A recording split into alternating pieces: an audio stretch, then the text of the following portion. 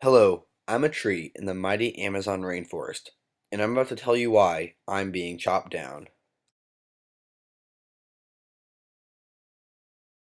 Before we talk about why I'm about to be cut down, first let me give everyone some background information on Amazonian deforestation.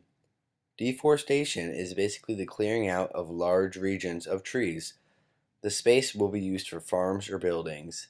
Here's how I will probably be deforested.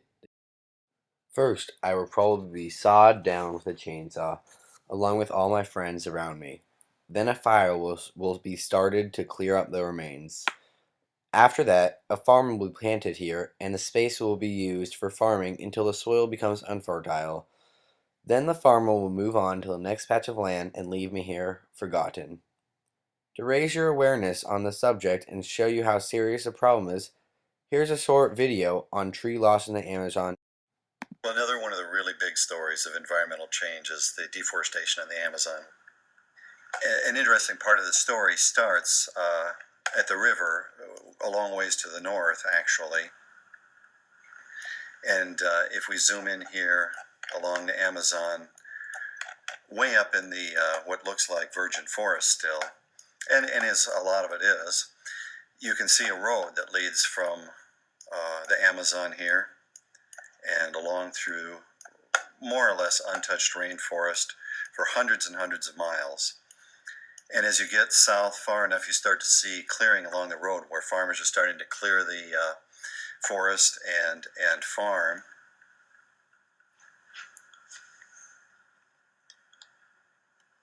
Now, the road it facilitates the farming, the road facilitates the population coming out there, and then all along that road, the land is cleared, and when there isn't any land next to the road, another road is cut off in another direction, and people start clearing that.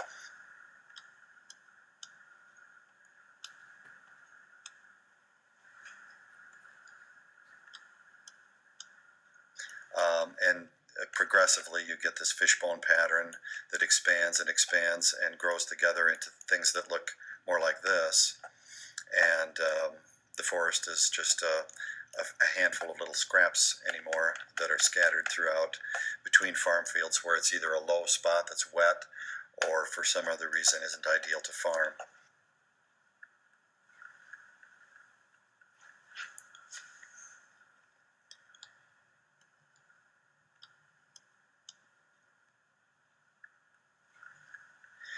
Amazon basin deforestation is along an arc in the states of Rondônia, Mato Grosso, and Para. And from 1999 to 2012, it's quite striking. This whole area here in eastern Para state, uh, if you go back to 1999, the vast majority of it is intact forest, and you can just see the herringbone roads come out through the forest, and then roads come out from those, and the land clearing and the forest disappearing. And it's made all the more obvious with these two protected areas here, which don't disappear, makes it really quite compelling to see. As you look at this, these are, a lot of people call the Amazon the lungs of the world. It's a little bit at a time when you're on the ground and you clear an area for soybeans and you can feed some people. But when you look at it in the bigger picture again, as Landsat allows you to do, you can see that it's not something we can do forever. Here are some causes that could all be possibilities for why I'm being cut down right now. It all started in the 15th century. Many African slaves were coming over to my land of South America. They had come to South America for its riches of raw resources, and they would do whatever it would take to get them. I'm guessing they needed all of these resources to send back to the colonies that ruled them, because many South American countries were in fact colonies. Anyways, in a span of 400 years, from 1450 to 1850, 10 million slaves came to South America. Most of what these slaves came to get was the silver. Did you know that 2/3 of the American exports from the 1700s to 1900s was silver? The rest of these exports were mainly sugar and cocoa, and this is where the first big problem with deforestation started.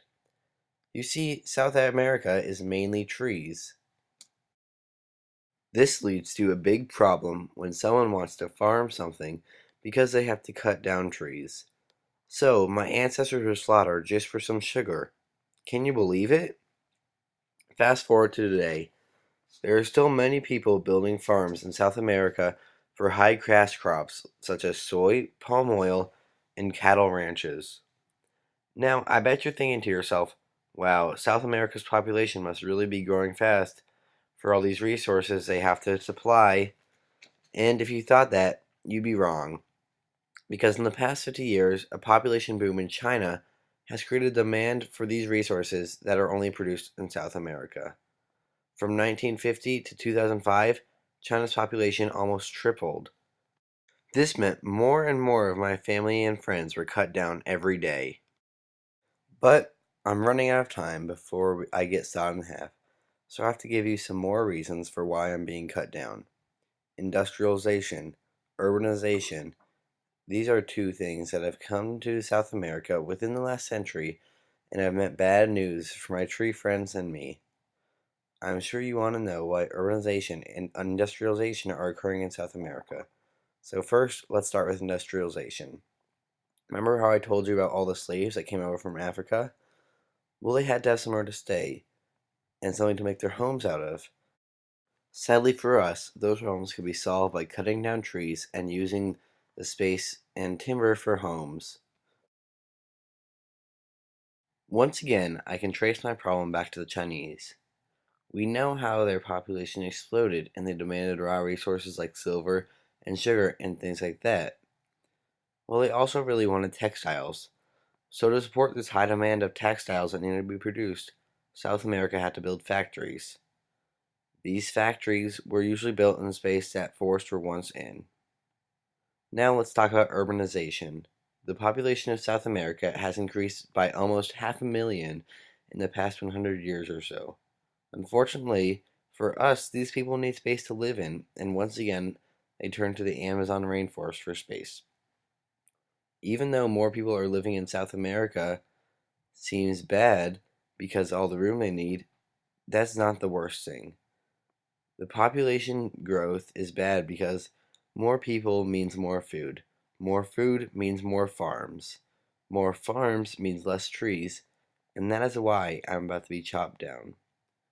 Once again, I'm going to say how bad farming is for deforestation.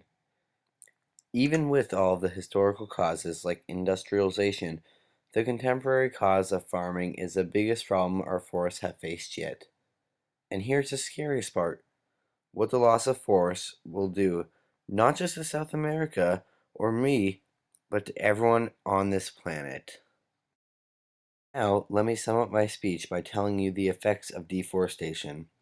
First, let me give you a fact. The Amazon rainforest is over 1 billion acres, and it's called the lungs of the world. This is because the trees in the Amazon produce around 20% of the oxygen we breathe every day. Cutting down trees not only takes something that can remove CO2 from the atmosphere, but also adds CO2 to the ozone layer while doing it. And I think we all know what too much CO2 leads to: global warming, and no one wants that. Another fact is that 10% of all the world's known wildlife lives in the Amazon, and with every tree that gets cut down, an animal risks dying. In fact, every day due to deforestation, 137 plant, animal, and insect species go extinct. That's around 50,000 species a year. Another fact is that 1/5 of the world's fresh water comes from the Amazon basin, and tree roots help keep most of this water safe for you to drink. And here's the scariest fact of them all: every minute, 150 acres of forest just like me are being destroyed. And if that doesn't scare you, I don't know what will. I hope I raised your awareness of the subject thoroughly and beg that you will all do whatever you can to prevent Amazon deforestation.